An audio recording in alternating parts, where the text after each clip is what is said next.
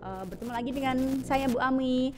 Kali ini kita akan membahas lagi mengenai likuidasi persekutuan. Nah, namun kali ini kita akan membahas mengenai ilustrasinya atau contoh-contoh perhitungannya. Langsung saja ya.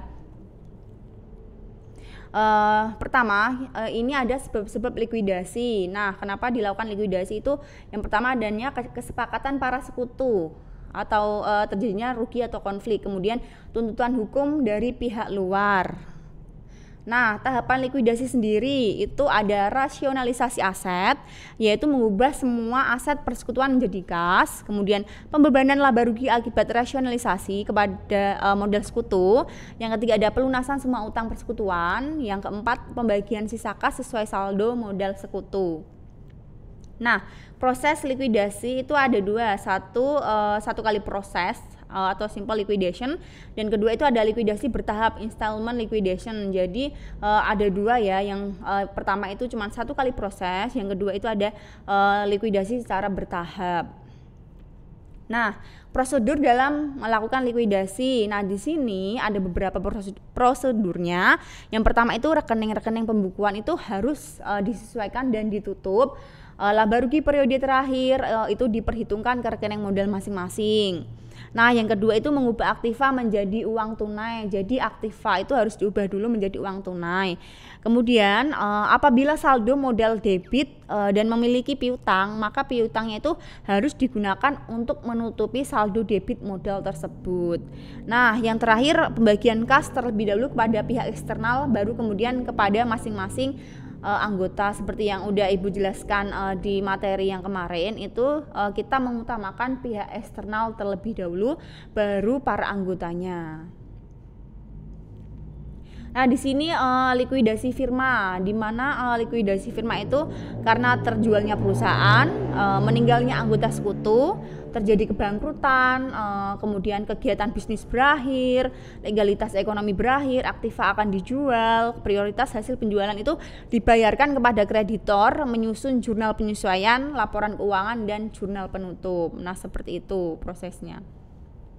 Nah, di sini ada ini ilustrasinya. Misalnya itu ya, asumsi bahwa firma Elo ini, misal firma Elo Indah itu dinyatakan dalam keadaan proses likuidasi sejak Januari 2010 hingga 31 Januari 2011. Itu berarti sekitar selama 1 tahun ya, dengan posisi keuangan sebagai berikut.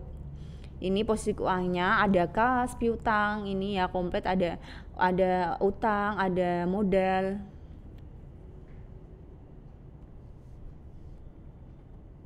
Nah, dari transaksi-transaksi yang terjadi pada proses likuidasi, yang pertama itu menerima uang kas tagihan dari para pelanggan sebesar 13.680.000. Nah, sedangkan sisanya itu sebesar 1.320.000 dinyatakan tidak dapat ditagih. Kemudian menjual persediaan barang dagang sebesar 50 juta, menjual peralatan dengan harga 142.500.000. Setelah itu membayar seluruh utang usaha dan utang wesel, dan membayar kepada para anggota sekutu jumlah yang menjadi haknya. Ini kalian bisa menulis di buku biar lebih paham, dicoret-coret di buku biar lebih paham. Kemudian ini ayat jurnal yang diperlukan.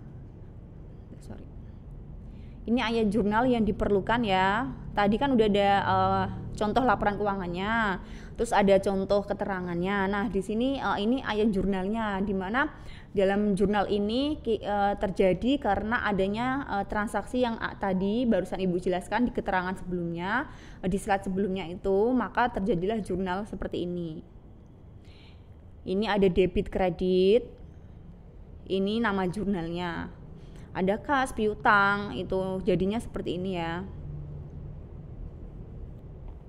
Ini silahkan dicoret-coret biar kalian paham. Ini udah jelas tadi di keterangan selanjutnya itu ada kas ini ya. Ini kas masuknya ke sini. Ini udah jelas banget. Ini masuk ke debit. Dimana terus CKP tadi masuk di sini ya. Nih. Jadi kalian bikin oret-oretan di kertas biar paham jurnalnya ini nominalnya dari mana saja. Oke.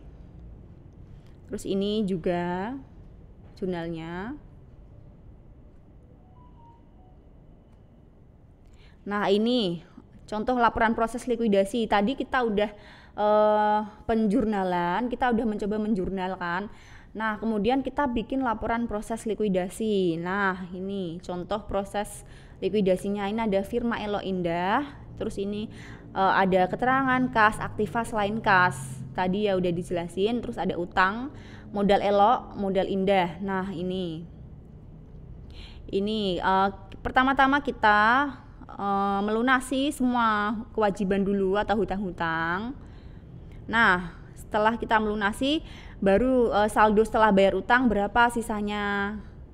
Nih, misal sisanya itu masih ada sisa laba, itu pastinya dibagikan kepada para anggota ya kan. Sedangkan di sini itu negatif. Jadi ini dia malah para anggotanya itu berhutang, sehingga kekurangannya itu dibayarkan oleh modal para anggota. Ini karena sisa hutang, itu sisa hutangnya tidak bisa ditutup oleh modal, maka itu dibayarkan oleh para anggota, sehingga saldo akhirnya ini kosong. Oke, ilustrasi selanjutnya ini proses likuidasi terjadi defisit modal dengan asumsi pada tanggal 31 Maret 2011 Warren, Rev, dan Fish itu sepakat membubarkan firma WRF dengan saldo akun neraca sebagai berikut. Nih, misal contohnya seperti tadi ya. Ada kas piutang, ada modal. Nah, ini transaksinya seperti tadi lagi, contoh transaksi terjadi pada proses likuidasi. Ini ada semua aktiva selain kas berhasil direalisasi dengan harga 448 juta. Terus ada seluruh kewajiban yang menjadi tanggungan firma dilunasi. Nah, ini ada sekutu yang mengalami defisit modal hanya mampu menyetor uang kas sebesar 30% dari saldo defisitnya ini. Nih, kemudian uang kas yang masih tersisa dibagikan kepada para anggota sekutu. Kalau masih sisa, misal nggak sisa malah minus, itu malahan para anggota itu melunasi dengan uang pribadi mereka masing-masing. Nih, rasio pembagian laba rugi untuk Warren, Rev, dan Fish adalah 1:4:5. Oke, terima kasih. Itu tadi, silahkan yang terakhir kalian bisa mengerjakan sendiri di rumah buat latihan. Terima kasih atas waktunya. Kita berjumpa lagi minggu depan di pertemuan selanjutnya. Wassalamualaikum warahmatullahi wabarakatuh.